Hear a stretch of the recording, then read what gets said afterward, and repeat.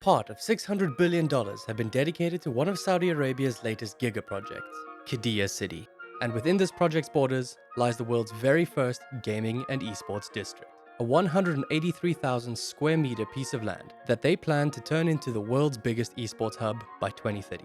Today we'll be exploring Saudi Arabia's plans, progress, and potentially its motives in becoming the gaming capital of the world. This is your esports update.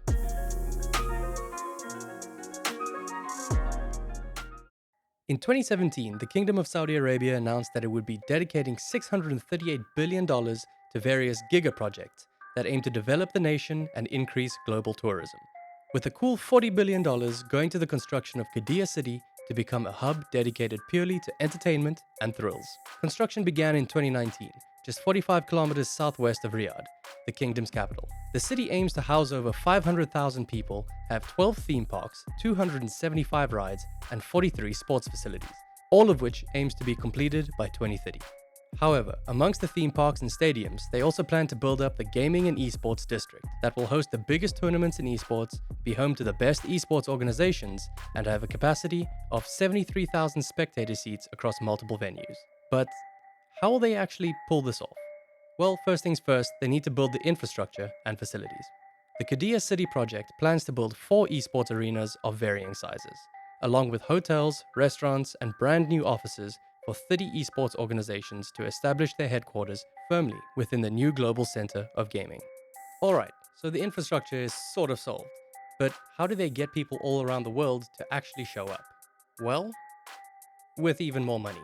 Through the use of the Qiddiya City Club program, 30 international esports organizations will be invited to sign a 5-year contract that will see them relocate their headquarters into a dedicated strategic partner campus in the heart of Qiddiya. Each office will have access to areas for fan engagement, scrum rooms, dining halls, rooms for players and staff to live, content production studios, training rooms, and wellness areas, all of which is financially supported by the Kingdom of Saudi Arabia, of course.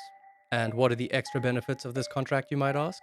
Esports organizations would get subsidized to pay for administrative staff and player bootcamp costs, as well as an annual $9.5 million budget for marketing. And for the final cherry on top, these orgs will be given founding partner status that allow them to help make decisions that will shape the development of Qiddiya City in the future. Now, in theory, if they can get those big organizations to make Qiddiya their home, slowly but surely, more organizations will start to relocate too. And if they couple this with regular hosting of high-prize pool tournaments like the Esports World Cup, it's entirely possible that gaming enthusiasts around the world will be flocking to Qiddiya by 2030. Are they actually on track to hit their 2030 targets though? It's incredibly tough to tell. Looking into development updates for the Qiddiya project is quite a challenge, as there is very little information available at the moment. The official website claims that progress is going smoothly and that 3 of their projects are nearing completion. But there's not much more evidence beyond drone shots of construction sites to give us more insight.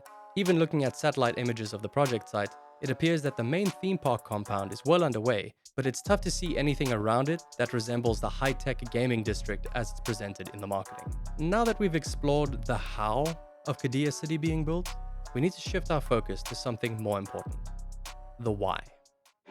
The fallout from the surprise merger between the PGA Tour and Saudi-backed rival organization Live Golf continues nationwide. The Human Rights Watch group accused Saudi Arabia's public investment fund and the PGA of enabling the kingdom to, quote, sports wash its human rights record. Sports washing. Sports washing.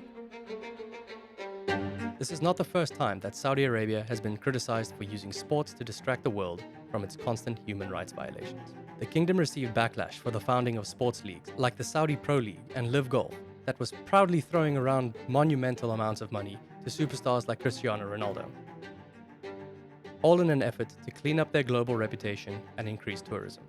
Keep in mind that in Saudi Arabia, even the slightest criticisms to the rule of the state could lead to imprisonment, torture, or death.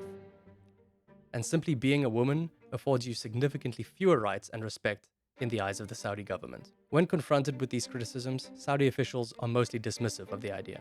Well, if sport washing gonna increase my GDP by 1%, then I will continue doing sport washing. You've heard this term sports washing. Do you believe in the concept that a country can use sports this way? Not at all. I don't agree with that term, because I think that if you go to different parts of the world, then you bring people together. Everyone should come, see Saudi Arabia, see it for what it is, and then make your decision. See it for yourself. If you don't like it, fine. The Saudi government claims that development of the Qiddiya projects are part of their Vision 2030 strategic plan that was launched in 2016. According to them, this plan aims to diversify the Saudi economy away from oil, modernize Saudi society, and enhance the kingdom's global profile, all by 2030. Regardless of their true motivations, we should not let ourselves be distracted from their actions. As much as they claim that the Kingdom of Saudi Arabia is a progressive society, it's difficult to turn a blind eye to constant acts of violence and the stifling of free speech. So what do you think? Let me know how you feel about the Qiddiya project in the comments, and thank you for watching.